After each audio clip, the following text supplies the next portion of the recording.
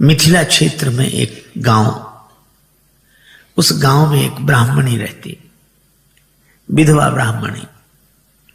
उसको एक बेटा, और बेटे का नाम प्रयागदत्त। बेचारी अत्यंत गरीब, भिक्षा करती, बालक का पालन पोषण करती। उस बेचारी ब्राह्मणी के पास 2 धोतियां, एक धोती पहन लेती, एक धोकर डाल देती।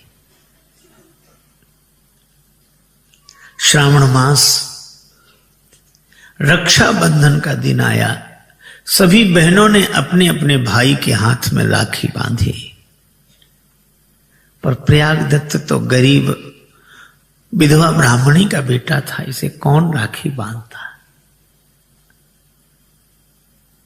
9 वर्ष का बालक दौड़ता हुआ आया मां के पास। मां, मुझे किसी ने राखी नहीं बांधी। मां ने आंखों में आंसू भरकर कहा, बेटा तुम्हारी कोई बहन नहीं है। पर बालक यह बात कैसे समझ जाता। उसने कहा कि जब सबके हाथ पांव नाक कान हैं तो मेरे भी हैं, और जब सबके बहन हैं तो मेरी बहन क्यों नहीं। अब मां कैसे समझाती। मां ने कहा कि बेटा मैंने बताया नहीं, तेरी भी बहन है। मेरी बहन कहां है? ससुराल में। तो मां, मेरी बहन का नाम क्या है? ससुराल कहां है? मां ने कहा कि बेटा तेरी बहन का नाम सीता है, और उनकी ससुराल अयोध्या है। प्रयागदत्त बोला, मैं तो जाऊंगा मां, अभी जाऊंगा। मां बोली, अभी नहीं, तू बड़ा हो जा, फिर मैं तुझे लेकर चलूंगी। अभी तू छोटा सा बालक, कहां जाएगा। तो वो बहन क्यों नहीं आती? अरे वो बड़े आदमी हैं, उनको बहुत से काम है। प्रयागदत्त ने मां की बात सुन ली, उत्तर नहीं दिया। रात्रि में सोते समय भी सोचने लगा कि मैं चला जाऊं। मां ने पता बता दिया है, अयोध्या है, बहन का नाम पता है, इतने से ही पूछ लूंगा। बस सवेरे ही उठ बैठा। 5 बजे मां सो रही थी, मां के साथ सोया था। उठा, लेकिन बहन को कुछ देना पड़ेगा। अगर राखी बांधी उसने, तो मां की वही एक धोती जो सूख रही थी उसी को समेट कर रख लिया, और पैदल पैदल चल दिया। श्री सीता जी से राखी बंधवाऊंगा, राम जी का दर्शन करूंगा। जब कोई भक्त भाव से इस तरह भगवान के प्रति समर्पित हो, तो फिर भगवान भी भाववश्य हैं। प्रयागदत्त पैदल पैदल जा रहे थे। 9 वर्ष के बालक थोड़ी दूर चले, थक गए, एक वृक्ष के नीचे सो गए। सोए थे वृक्ष के नीचे, जागे तो अयोध्या में। और जो चारों ओर देखा, कौन सी नगरी है भाई? लोगों ने कहा अयोध्या। अच्छा, अयोध्या आ गई, बहुत नजदीक है। मां बेकार कहती थी कि बहुत दूर है। अब दिन को 10 बजे से ही पूछने लगे सब जगह, भैया मेरी बहन का मकान कहां है? यहां मेरी बहन का नाम सीता है। लोग कहते कि अरे बहनों का नाम राम जी है। अरे तो ये कहो सीताराम तो भगवान है, उनका मंदिर है, वो ऐसे थोड़ी मिलते हैं कि तुम। नहीं, मैं भगवान की बात नहीं कर रहा, मैं तो अपनी बहन को ढूंढ रहा हूं। मकान कहां है? शाम तक कोई संतोषजनक उत्तर नहीं मिला। समझ गए मां इसीलिए नहीं आने दे रही थी। ये बहुत बड़े आदमी हैं, हम गरीब हैं।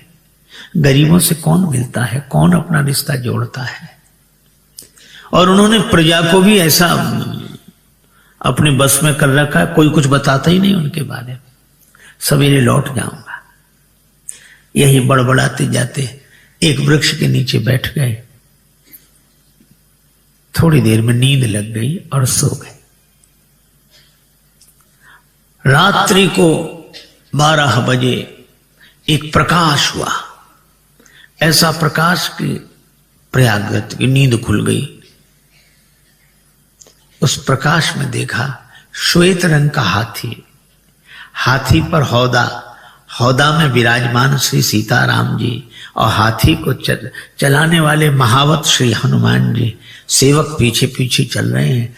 ये दृश्य देखा तो घबरा कर खड़े हो गए। यह हाथी, समझ गए मैंने इनका विरोध किया है, तो ये सोचते होंगे हाथी से कुचलवा दूं। तो कांपते हुए खड़े थे, लेकिन यह क्या, हाथी तो उनके पास आकर बिठा दिया गया। सेवकों ने सीढ़ी लगाई, भगवान श्री सीताराम उतरे और श्री सीताराम जी प्रयागदत्त के पास आकर खड़े हो गए। राम जी ने कहा भैया प्रयाग।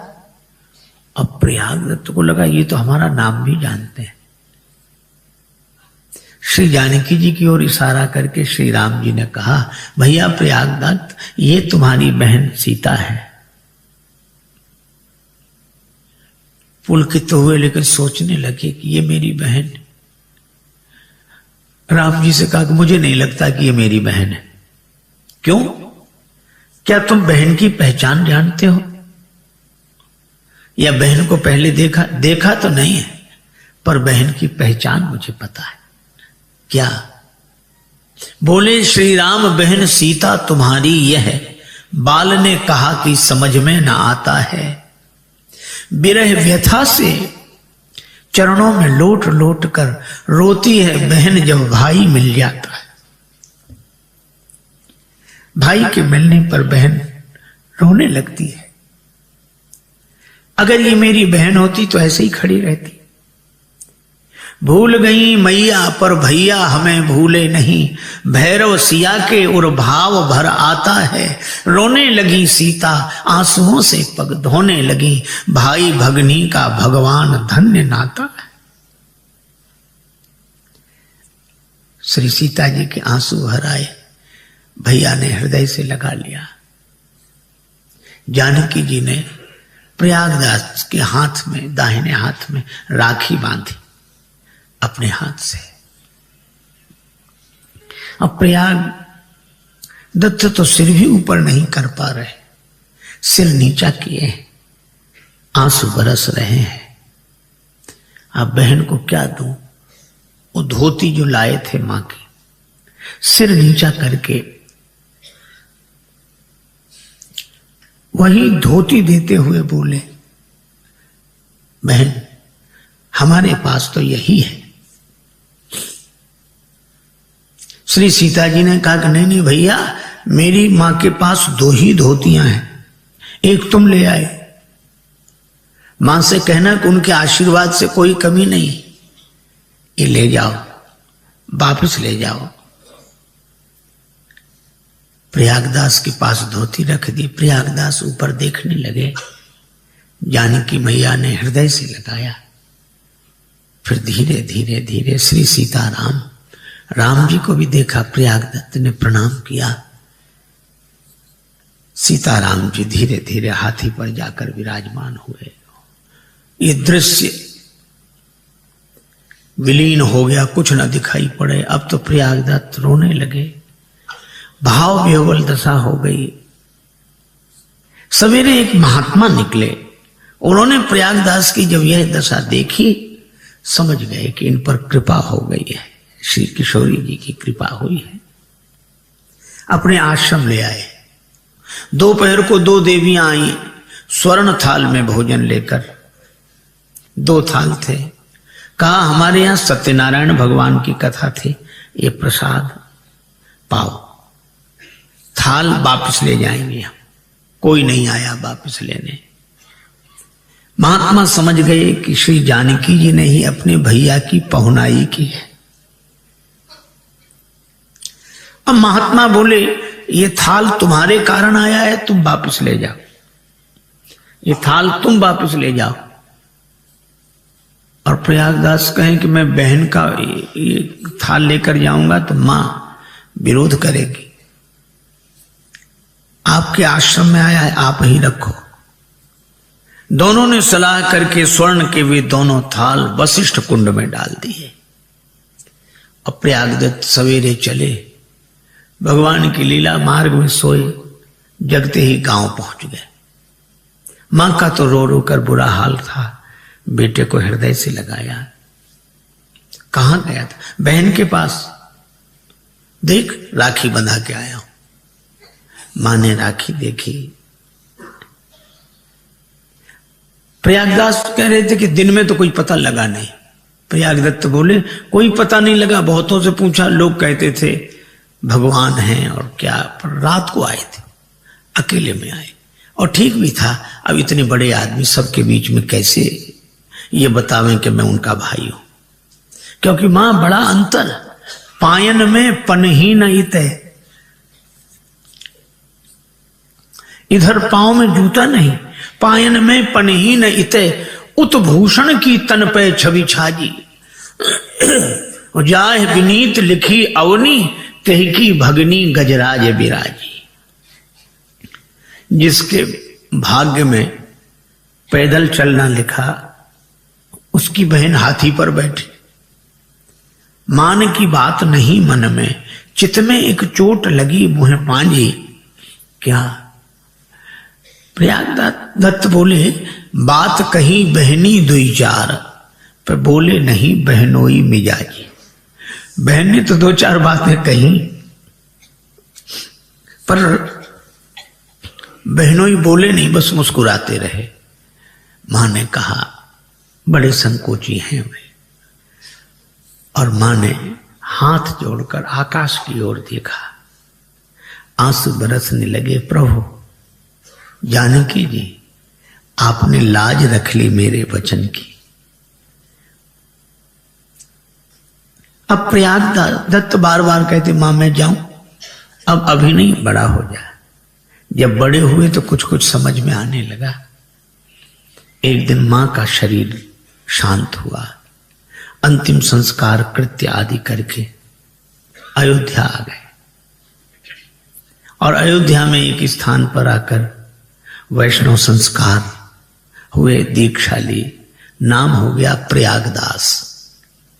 श्री जानकी जी के भैया हैं तो सब लोग उनसे कहते मामा प्रयागदास, मामा प्रयागदास। कथा में बैठते बड़े आनंद से कथा सुनते, किसी से लेना नहीं देना नहीं, और इसी भाव में डूबे रहते। एक दिन श्री राम वनवास की कथा सुन ली कि श्री सीता जी भी वन में गई, राम जी गए, लक्ष्मण जी गए। अब वह बैठे बैठे कहने लगे बताओ ऐसा भी कहीं होता है, झगड़ा किस घर में नहीं होता, पर थोड़े से झगड़े पर क्या घर छोड़ दो। पर राम जी गए और हमारी बहन को भी ले गए, और लक्ष्मण भैया भी गए, कितना कष्ट पाते होंगे ये वन में। और रोने लगे, पता नहीं, अब आज तक किसी से कुछ नहीं मांगा था। व्यास जी से पूछा कहां होंगे अभी वन में इस समय, तो व्यास जी ने ऐसे ही कह दिया चित्रकूट में। बस अब लोगों से कहते भैया कुछ दे दो। क्यों? अब जानते हो मुझे तो कुछ नहीं चाहिए, पर वो चले गए वन में, और तीनों कितने परेशान होते होंगे, उनके लिए कुछ सामान लेकर जाना है।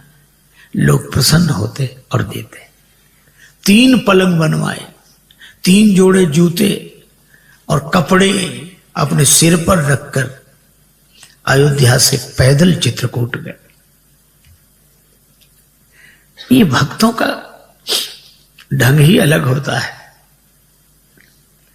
किसी से मेरी मंजिल का पता पाया नहीं जाता, जहां मैं हूं फरिश्तों से वहां जाया नहीं जाता।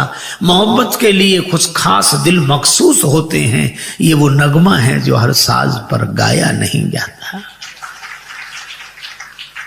पैदल पैदल गए चित्रकूट, मंदाकिनी गंगा के किनारे फटिक शिला पर खड़े हो गए। अब कहने लगे राम जी आ जाओ, हम नाराज तो बहुत हैं लेकिन अब नहीं हैं, आ जाओ। हमारे डर से छिप रहे हो जंगल में, और बहन मेरी बात तो सुन, तू तो आ जा। और लक्ष्मण भैया कोई नहीं आ रहा है। दिन भर बोलते रहे, रात भर बोलते रहे, नहीं आया तो दूसरे दिन जंगल में ही घुस गए। अब चित्रकूट का जंगल, मंदाकिनी के उस पार का जंगल, झाड़ियों में कपड़े उलझे पर बढ़ते जाएं। भगवान से रहा नहीं गया, प्रकट हो गए। श्री सीता राम लक्ष्मण को देखा तो चरणों में गिर गए। फिर आंसू बहाते हुए बोले, घर काहे को छोड़ दिया, और ये बहन ने भी तुम्हें नहीं समझाया। और लक्ष्मण भैया तो चाहते ही यही थे कि वन में चले। लो, अब ये पलंग पर बैठो, ये जूते पहनो, ये कपड़े हैं, आराम से रहो। भगवान ने कहा, अरे हम वनवासी हैं, नियम है, पलंग पर नहीं बैठेंगे, जूते नहीं पहनेंगे। तो बोले, पलंग पर न बैठेंगे न पहनेंगे जूते, बड़े व्रतधारी के बेटा बने। अरे ऐसा किस तरह का नियम, सुख से जाओ। और रोने लगे। श्री जानकी जी ने कहा कि प्रभु, इनको, श्री जानकी जी ने कहा कि प्रभु यह बड़े दुखी हो रहे हैं, इन्हें अपने साकेत का दृश्य दिखा दीजिए।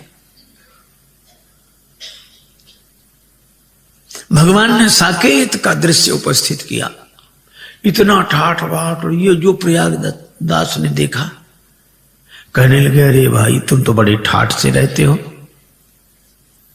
और हमको लग रहा था कष्ट पाते होगे चित्रकूट में, हमने किसी से मांगा नहीं आज तक, आज मांग कर आए, ये कलंक और लगाया, अब क्या हो इस पलंग का। भगवान बोले, प्रयागदास जी अब इस पलंग का उपयोग आप करो, जूते आप पहनो, ये कपड़े आप।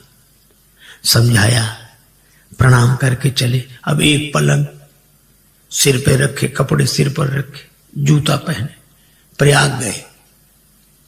और प्रयाग में था माघ मेला, तो प्रयाग के पहले ही एक नीम के वृक्ष के नीचे अपनी खाट बिछाई, खाट पे आराम से सो गए। मिट्टी का करवा पानी से भरा वो नीचे रखा। अब किसी ने कहा कि बाबा यहां क्यों पड़े हो, माघ मेला में नहीं जाते। कहने लगे, मतवादी हैं वहां इकट्ठे, हम जाके करें क्या मेलों में, और प्रागदास श्री राम को लेकर पड़े रहेंगे ढेलों में, हम तो यही ठीक है।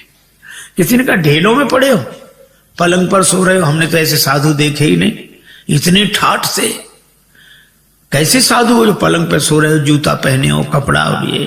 तो कहने लगे, कौन कहता हम साधु हैं, फिर कौन हो। तो कहते, नीम के नीचे खाट बिछी है, नीम के नीचे खाट बिछी है, और खाट के नीचे करवा, और प्रागदास अलमस्ता सोवे, राम लला को सरवा।